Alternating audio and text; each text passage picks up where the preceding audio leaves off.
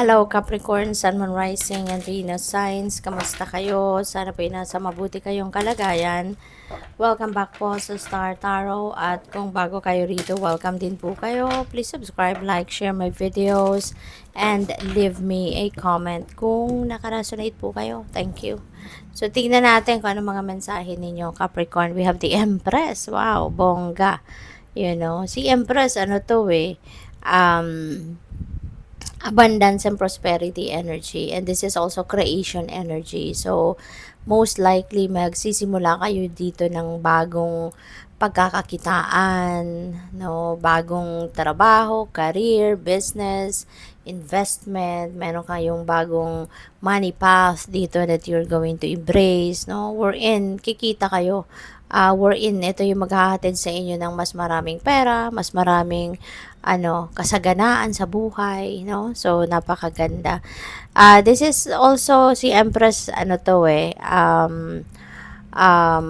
mother archetype, no? Kaya po pwede ng iba sa inyo is going to be a mom sa ngayon, or maybe hindi naman talaga magiging nanay, but you are going to assume the role of being a nanay, pwedeng ganun. Or po pwede ng iba sa inyo dito, baka kayo ay buntes, no? Or magbubuntes pa lang. Pwedeng ganun. Or baka meron na dito manganganak sa inyo, no? We have Four of Cups. Ayan. So, there is disappointment, no, na nararanasan ng iba sa inyo in some areas of life. Maaring you are disappointed. Meron kayong frustrations regarding something, you know. Pero, merong ano sa inyo merong kumbaga panawagan sa inyo rito no, na this is about time na para bumangon ka sa iyong kinauupuan at talikuran mo na kung ano man yung mga frustrations na yan, disappointments na yan, kasi it's not going to help you, no, na maging successful ka if you are like that, no. Hindi yan makakatulong para umalagwa ka sa buhay, 'di ba? So it's time for you to do some kind of contemplation, and mag-meditate ka, re-evaluate mo yung mga nangyayari sa buhay mo sa ngayon, and para maisipan mo, no, para makita mo yung inyong totoong sitwasyon sa ngayon. Kasi if you're going to dwell on what you have lost or what you have missed, or kung ano man yung mga gusto mo na hindi nangyari, if you're going to dwell on that longer, so mas marami kang opportunities na masasayang. Mas marami kang opportunities na hindi makukuha, 'di ba? Kasi kung focus ka sa ganitong energy, but yun, kailangan mong i-reevaluate ang inyong sitwasyon sa ngayon para magising ka sa katotohanan na it's about time na, 'di ba? Na i-let go mo na 'yan. It's about time na bumangon ka na sa inyong kinauupuan, 'di ba?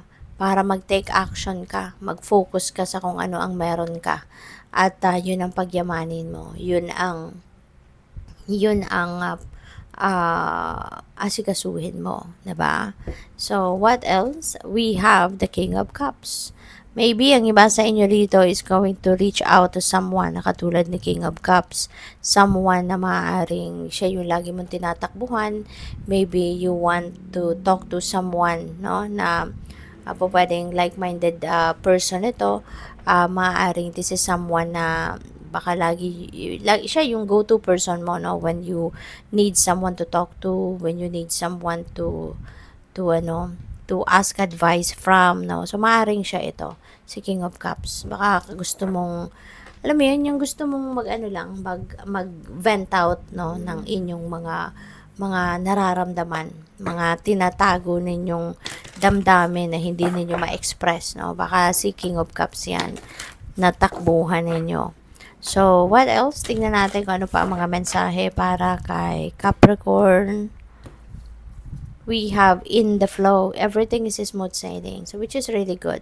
No? Which is really good. Kasi, baka you will realize dito na it's about time na for you to just surrender everything. Instead na mag-worry ka, instead na instead na kukontra ka sa mga nangyayari, questionin mo yung mga kaganapan sa buhay. So, imbes na gagawin mo yan, maaaring marirealize mo na it's better to just surrender to God, surrender to the natural ebb and flow of life, at i-embrace mo na lang kung anong mga nangyayari, embrace mo na lang kung ano yung mga nandiyan dyan, diba?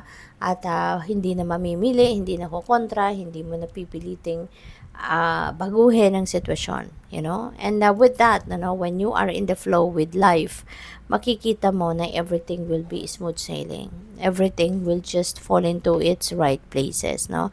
Kasi inaalaw mo yung destiny, na siya yung mag-unfold ng mga bagay-bagay na kung ano dapat na mag-unfold. So, we have ascending the mountain. Ayan, keep going forward. Alright? Keep going forward. Huwag kayong tumigil, okay? Despite of mga problema na pwede ninyong ma-encounter along the journey, huwag kayong susuko, no? Just keep going forward kasi dapat ganun talaga ang maging mindset natin, no? Na kahit may mga obstacle, kahit may mga difficult situations na ma-encounter tayo along our life's journey, dapat ang iniisip lang natin moving forward, no? Hindi tayo babalik, no? Hindi tayo para umatras, but para tayo ay makausad, no? Patuloy lang sa journey natin. Patuloy lang. Kung may problema, hanapan natin ng solusyon, hanapan natin ng way out yan. Hindi para umatras tayo at sumuko tayo. Okay? So, lakasan mo lang ang inyong loob. Alright? So, we have breaking train. A breakthrough is at hand. Ayan. So, this is a beautiful blessing. Kasi kung ano man ang mga pinagdadaanan ninyo, medyo mahirap, medyo challenging. Sa buhay man, sa trabaho man, sa relationship man. So, sa kung ano pa man, there is a breakthrough coming in. At dito na mahahanap nyo na rito yung solusyon sa inyong mga pinagdadaan ng problema. Good luck po. Thank you for watching. Love and light. Namaste.